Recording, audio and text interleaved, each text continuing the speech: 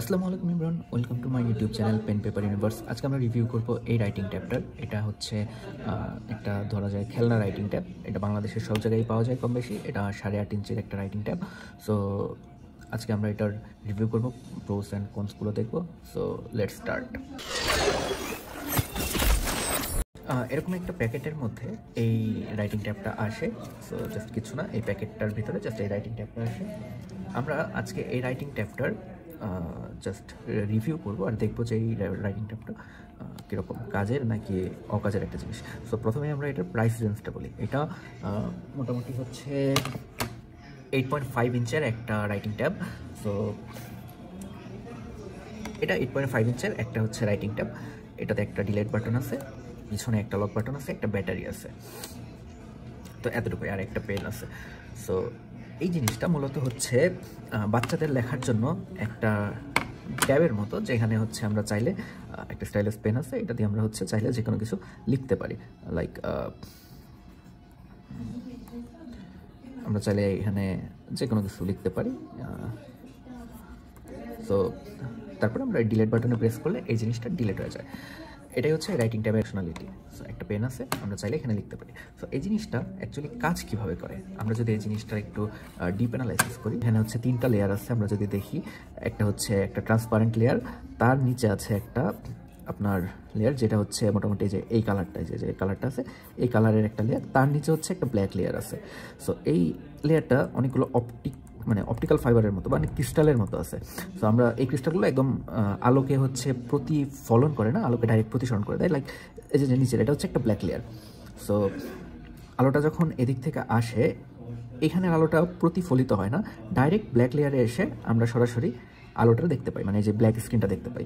কিন্তু যখন আমরা হচ্ছে এটার উপরে কোনো কিছু দিয়ে দাগ দেই, সাপোজ একটা এরকম একটা দাগ দেই, তখন কী হয়, এই ক্রিস্টালগুলো হচ্ছে মানে এই অপটিক্যাল ফাইবার বা ক্রিস্টাল যেটা বলি, এটা হচ্ছে আর সোজা থাকে না, এই জিনিসগুলো একটু মানে আঁকাবাঁকা হয়। তখন এই কী করে, তখন যখন আমরা এদিকে লাইট দিই, তখন এই লাইটটা এখানে থেকে আর হচ্ছে আপনার মানে নিচের লাইটটা যায় না, এখান থেকে প্রতিফলিত হয়। প্রতিফলিত হলে আমরা তখন এই যে এই কালারটা দেখতে পাই।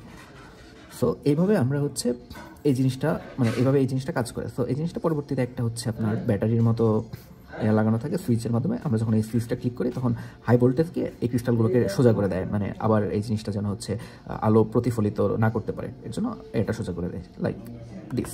সো এভাবে এই জিনিসটা কাজ করে। সো এই জিনিসে কোনো নিজস্ব আলো নেই, এই জিনিসটা চোখের কোনো ক্ষতি করে না, বাচ্চাদের জন্য খুবই হ্যান্ডি, খুবই ভালো লেখালেখি করার জন্য। আর আমি মনে করি শুধুমাত্র বাচ্চাদের জন্য না, এই জিনিসটা বড়োদেরও কাজে লাগে। লাইক আমি একটা 8.5 ইঞ্চের ট্যাব আমি আমার টেবিলে রাখলাম, এই ট্যাবটা দিয়ে আমি হচ্ছে চাইলে প্রতিদিনের টু ডু লিস্ট বানাতে পারবো।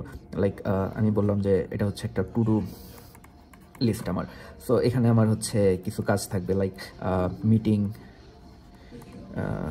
মিটিং, তারপরে হচ্ছে আমার লাইক মেডিসিন নিতে হবে, স্টাডি করতে হবে।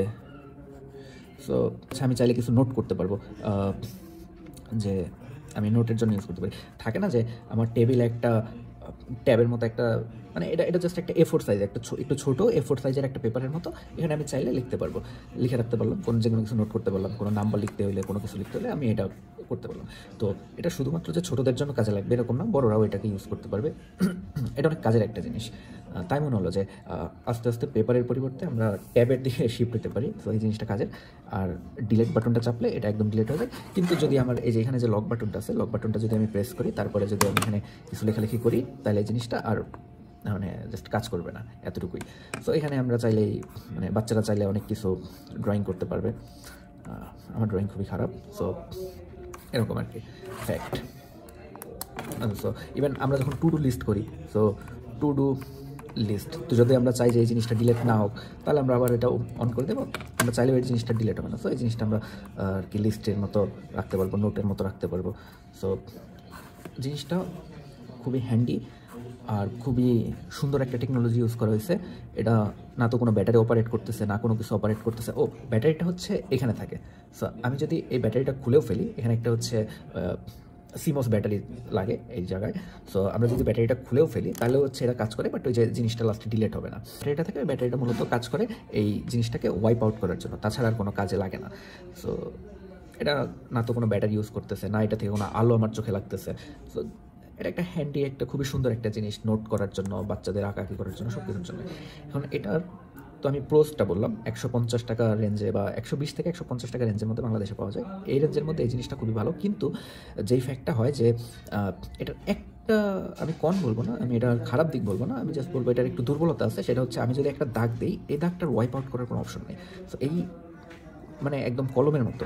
সো এটা ওয়াইপ আউট করার জন্য আমার পুরো পেজটাকে রিসেট করতে হবে, মানে পুরো পেজটাকে ওয়াইপ আউট করতে হবে। আমরা যে চাইলেই যে একটা দাগ দিলাম এটা ওয়াইপ আউট করবো, এরকম করা যাবে না।